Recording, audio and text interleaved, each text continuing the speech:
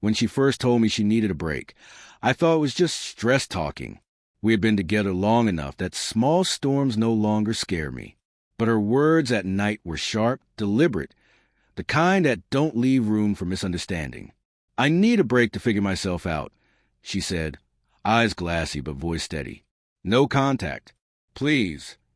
The request burned, not just the distance, but the silence she demanded.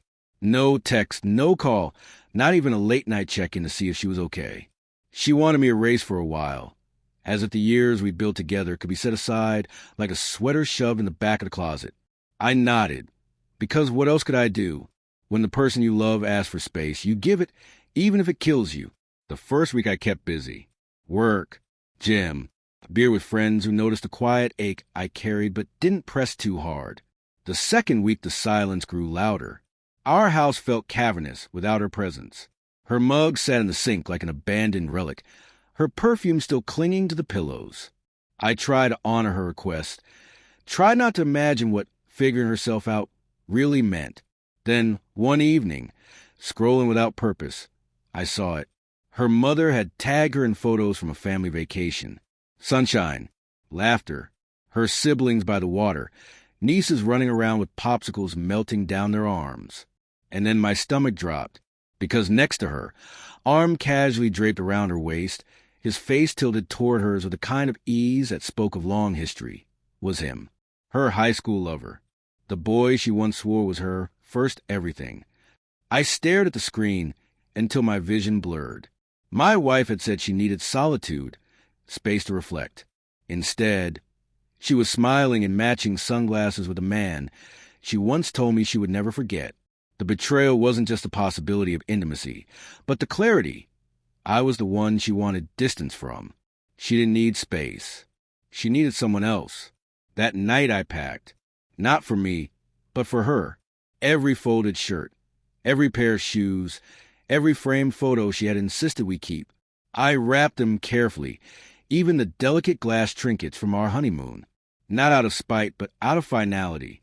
If she had already chosen, then I wouldn't be the fool waiting by the phone. I shipped all her belongings to her parents' address, each box taped with a kind of precision that felt like sealing a coffin. The house grew emptier than I imagined possible. The echo of my footsteps followed me through rooms that no longer felt like mine. Grief came in waves.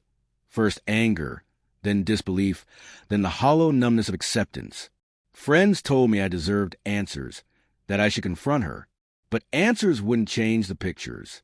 Answers wouldn't bring her back to the woman who once whispered promises in the dark. Sometimes, late at night, I still replay our last conversation. The way she asked for no contact with such careful resolve. Maybe she convinced herself that she was doing me a kindness by cutting me off, sparing me from witnessing her drift away. Or maybe she simply didn't want to face the guilt of being seen with him while I was still holding on. I'll never know. What I do know is that love doesn't end in dramatic explosions for most people. It ends quietly in silences, in photos tagged online, in cardboard boxes taped shut and sent to another address. It ends in the moment you realize that the person you were willing to fight for has already surrendered to someone else. I respected her journey because I thought it was hers alone. I let her go because I believed she needed to find herself.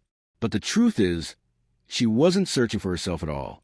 She was searching for someone she had already known. And in the end, I became just another chapter she closed, neatly packaged and shipped away. What remains now is a mixture of bitterness and reluctant gratitude. Bitterness for the lies wrapped in soft words. Gratitude for the clarity she unknowingly handed me. Because sometimes the cruelest betrayals are also the cleanest endings. And though my heart still aches, I can at least walk forward knowing the truth. She didn't lose herself. She just chose someone else.